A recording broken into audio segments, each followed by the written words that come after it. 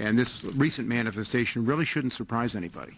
In fact, when I look back at a memorandum of the 12th of October 2006, this is after Walter Reed officials were asked to attend our committee's quarterly briefing on medical holdovers. I requested a copy of the Assistant Secretary's analysis and review of their SAR report. This review was conducted by individuals from all of the medical commands involved in all of the processes, including installation management.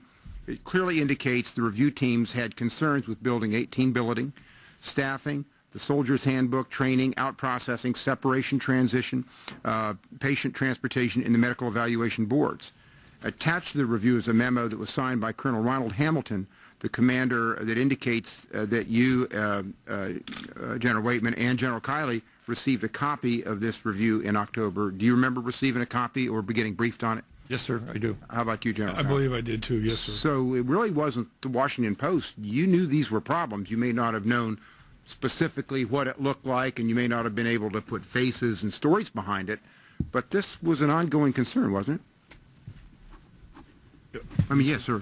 Well, yes, sir, and it was not just at Walter Reed. We were concerned about medical holdover operations and medical hold operations at all of our installations. So what did you do when you saw this report in October? We know what you're doing now after the Post articles. What did you do in October to try to stay ahead of it? My staff informed me that the Walter Reed staff was working it, that they recognized that there were issues, and that they were taking action. My reading of this. Ms. Pacetta, you're aware that GAO conducted a review of the Army system for evaluating the fitness of wounded soldiers to stay in the service? Yes. Okay.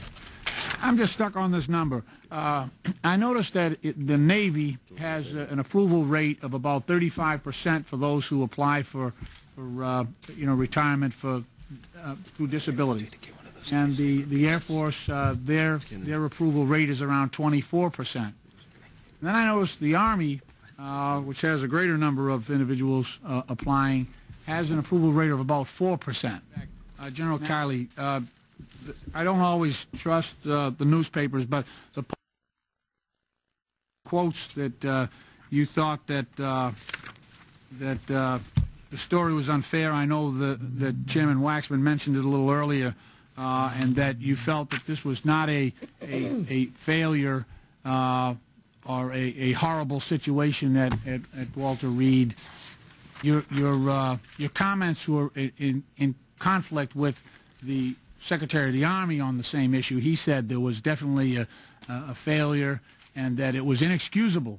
Inexcusable was the word he used. Are your own thoughts the same as you sit here today, that you thought this was a one-sided report and that it didn't fairly represent the situation?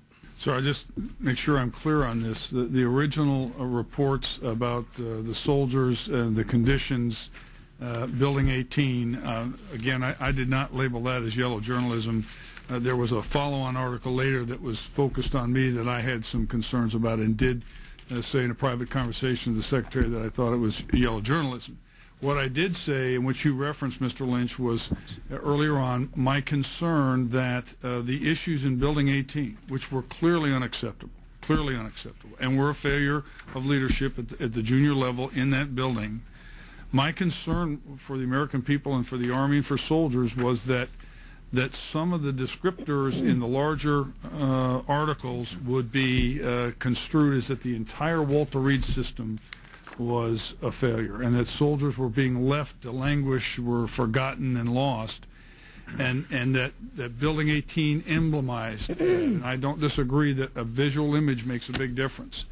But I know that I don't have much time. Let me just ask you, Yes, these are the words, and you can tell me, Mr. sir, if these... Time has actually expired, but we'll let you ask one quick question if you want. Okay, yeah. Well, the quote here is that I'm not sure it was an accurate representation. It was a one-sided representation. It's not the Ritz-Carlton at Pentagon City. I want to reset the thinking. While we have some issues here, this is not a horrific, catastrophic failure at Walter Reed. I just want to know if that's... I don't trust newspapers sir, generally, and I just want to find out if that. that's your thinking. I did say that, and I was not attempting to be at odds with Secretary Gates. I think we have some issues of leadership here, but we've got great facilities and a great medical system. General Kiley, in today's Washington Post, it says, quote, this is referring to you, his last concern was his concern for the patient, said retired Colonel Robert M. Tabachnikoff, Chief of Obstetrics and Gynecology under Kiley at Landstuhl in the mid-1990s. Tabachnikoff said Kiley wanted him to discharge new mothers within 24 hours of delivery to keep beds free and counted phone calls as office visits. Quote, he was more concerned for meeting requirements and advancing his own career. At last, it's catching up with him. His leadership style is being exposed. Do you have a comment? Well, I'm needless to say, I don't think that's a fair characterization of what we were doing at Landstuhl Regional Medical Center at the time. I mean, I'd be happy to address the specifics of us about processes. I will say that I don't get involved at my level, and I'm not sure the regional commanders would get involved in their level at an individual issue like a case manager who denies an MRI. But I would agree with General Waitman. We need to do a better job of, and we will do a better job of defining the roles and missions of the case managers and platoon sergeants. And we have evolved these processes so that we don't have cases like this coming General up. Kiley, in looking at your testimony, you've got, in spite of efforts to maintain Building 18, the building will require extensive repairs, excuse me, if it's going to remain in service. This is not a question of that people weren't satisfied with their accommodations. This is a situation where it doesn't meet our standards. I agree. So what went wrong? How did you two not know that we had something where we had people being housed, not in just that they weren't satisfied, but that it doesn't meet our standards, and yet they were being housed there? General Kiley? Sir, I can't explain that. It's been pointed out I live across the street, but I don't do barracks inspections at Walter Reed in my role as a MedCom commander. I have subordinate commanders across MedCom. I do. Thank you, Mr. Chairman. With all due respect, General Kiley, when you make the comment that some of the tools of the science of medicine for TPI and PTSD were just beginning to be established in this 2002-2003 timeframe, that's hogwash. I've represented clients with TBI and PTSD disorders for 23 years. This science has been evolving throughout that entire period of time, but the basic medicine for recognizing, diagnosing, and treating patients who suffer from those illnesses and disease processes has been out there a long time. And what we're really talking about here today is a failure of planning. Isn't that true? I may have been misinterpreted my comments.